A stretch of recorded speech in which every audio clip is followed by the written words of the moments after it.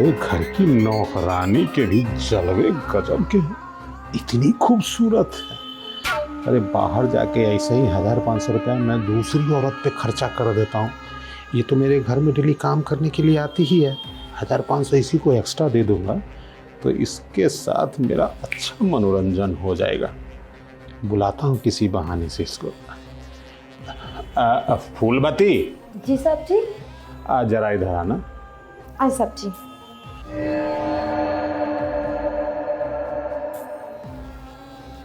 जी साहब जी। अरे अरे नीचे कहाँ बैठ रही है? साहब जी मेरी तो यही जगह है, बताइए। अरे नाना, तेरी जगह मेरे चरणों में नहीं, सोफे पे है। इधर बैठ सोफा पे। हाँ जी साहब जी।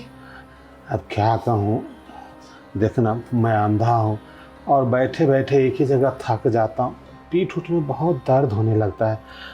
मेरी मदद जरा करेगी? कहाँ जाना है साहब जी आपको? अरे बस मुझे बेडरूम तक पहुँचा देना। ठीक है साहब, आइए आइए। अरे जरा अपने कंधे का सहारा दे दे फूलवती। हाँ हाँ, थोड़ा और करीब। हाँ करीब करीब चल।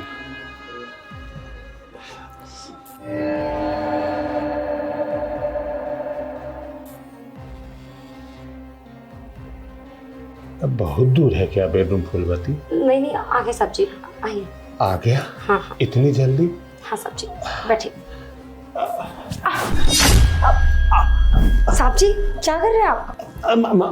माफ करना फूलवती, अंधा हूँ ना, देखा नहीं पैर फिसल गया इसलिए डगमगा के गिर गया।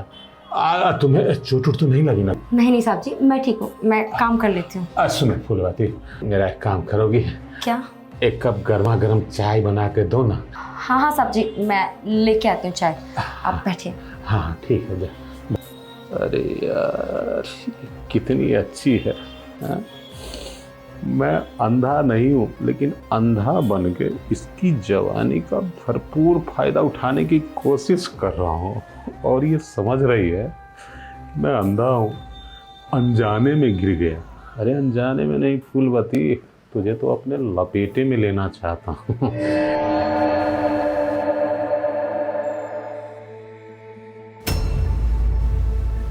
अरे तुझ पे नज़र तो मेरी पहले दिन से ही थी। जब तू पहले दिन आई थी ना काम करने, तभी मैंने सोच लिया था कि तुझे अपने लपेटे में लूँगा, तेरी जवानी का फ़ायदा उठाऊँगा और कुछ ना कुछ तो मैं करते ही रहता हूँ। हाँ वैसे किचन में गई है चाय बनाने के लिए, जाता हूँ थोड़ा किचन में भी फ़ायदा उठा लेता हूँ इसकी जवानी का। फूलवती, कहीं साहब जी एक्टिंग तो नहीं कर रहे थे होने का? नहीं नहीं, पर मैं उनके ऊपर गिरी कैसे? ज्यादा सोच रही हूँ, हो सकता है सच में वो अंधे हो और अचानक से गिर गई। तो काम कर फुलमती अपना।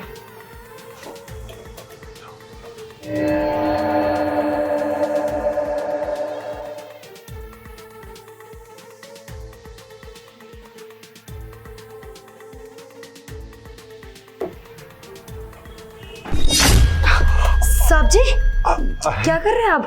अरे मुझे लगा फ्रिज है, मैं पानी लेने आया था। साहब जी आप मुझे बोलते थे, मैं लेके आ जाती पानी।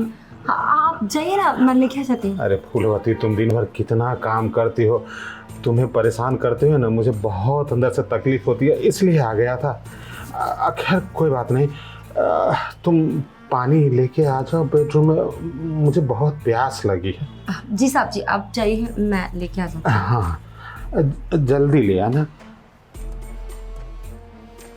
अब तो मुझे डाउट नहीं, पक्का यकीन है कि ये इंसान अंधा नहीं है, सिर्फ अंधे होने का एक्टिंग कर रहा है। हाँ पता चल जाएगा। पानी लेके जाती हूँ।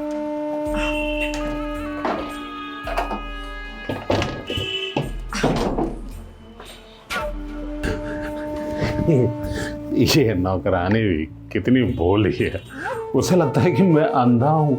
अनजाने में मुझसे ये सब तरह की त्रुटि हो रही है। कभी उसके कमर में हाथ लगा देता हूँ, कभी गालों को टच करता हूँ। अरे अंधा बन के जो मैंने इस आँख से उस की जवानी को देखा हूं ना, मजा आ गया। इसे कुछ भी हो, है बहुत शानदार ये। अरे बाहर की औरतों पे जो पैसा गवाऊंगा, इसको पैसे का प्रलोभन देता हूँ, और पैसे किसे नहीं चाहिए है? और करना ही क्या है उसको, है? बस मुझे सपोर्ट करेगी और उसके बदले में पैसे दे दिया करूँगा। भाई हिसाब किताब में मैं बराबर रखता हूँ। लगता है वो पानी लेके आ रही, अब जरा अंधा बन के लाभ लेने की कोशिश करता। अरे कितना समय लगता है पानी लाने में? सब ये लीजिए। अरे अच्छा, तो ये लेके आई हो? ठीक है, मैं पानी। फूलो, अरे कहाँ जा रही है? सब वो काम। अरे काम तो होते रहेगा, जरा बैठ ले अपने मालिक के पास। बैठना जगह नहीं है क्या? देख तो। नहीं है। दे एक बात बताऊं फूलो, तू ना मुझे बहुत अच्छी लगती है। तुम्हारा व्यवहार कितना कोमल है, मतलब अपने अंधे मालिक की सेवा करती है। मतलब तू ना मुझे भा गई है फूलो। मैं साहब जी, ये सब क्या कर रहे हैं आप? देखो अभी तो किया नहीं है, लेकिन करने का इरादा रखता हूँ। वो क्या है ना, जब से तुमको देखा हूँ तब से मैं अंदर ही अंदर बहुत बेचैन रहता हूँ फूलो। आप अंधे नहीं है, आप देख सकते हैं। हाँ फूलो, मैं देख सकता हूँ। अरे इतने दिन तो मैं तुम्हारे हुस्न का दीदार करने के लिए बस अंधा बनने का नाटक कर रहा था। तुम गजब की हो फूलो। साहब जी, आपको जरा भी शर्म नहीं आई ऐसे झूठ बोलते हुए?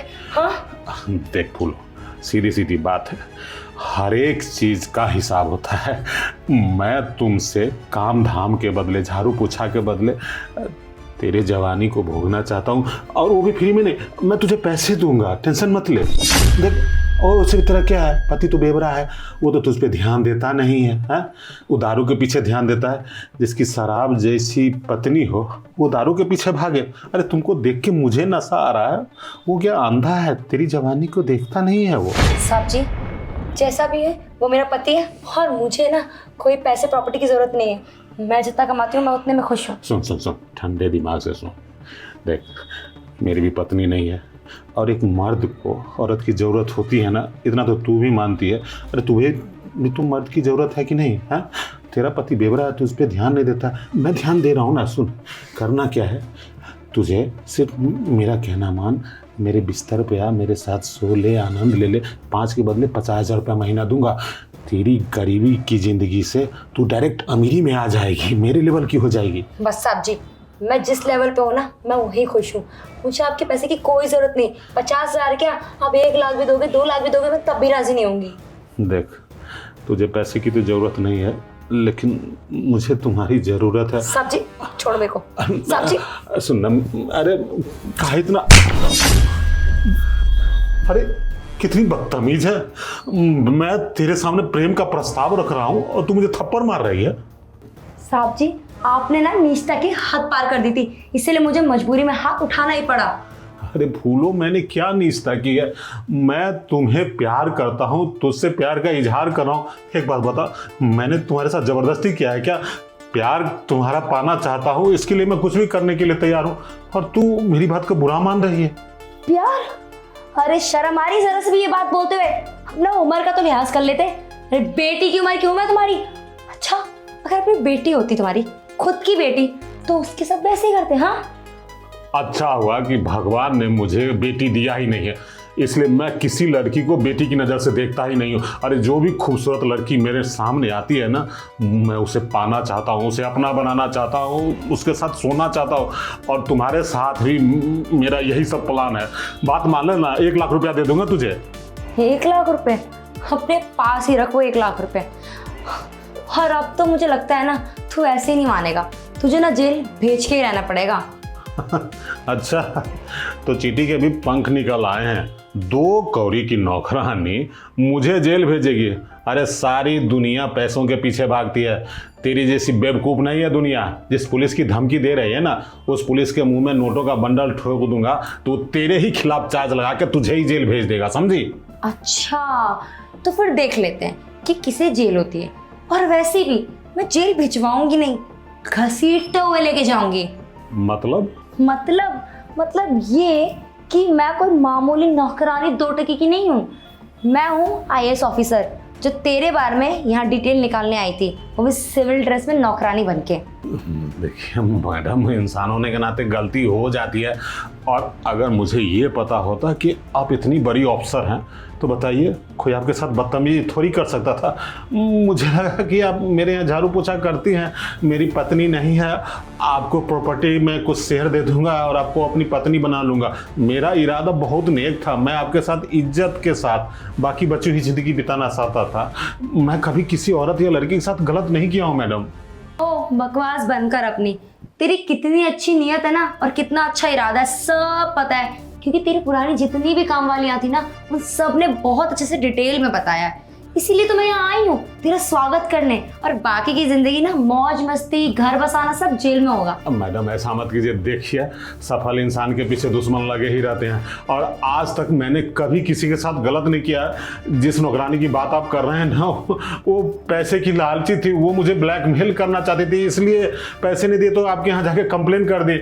आप दुनिया में पूछ लीजिए किसी से भी, मैं आज तक चरित्रहीनता वाला एक भी काम नहीं किया हूँ। मैं बहुत शरीफ इंसान हूँ मैडम, मेरी बात समझिए। अगर आप चाहें तो इस मामले को रफा दफा करने के लिए आपको 5-10 लाख रुपए मैं दे भी सकता हूँ, लेकिन चुप कर, ये अपनी बकवास ना अपने पास रख। रिश्वत दे रहा है मेरे को, वो भी ऑन ड्यूटी पुलिस ऑफिसर को।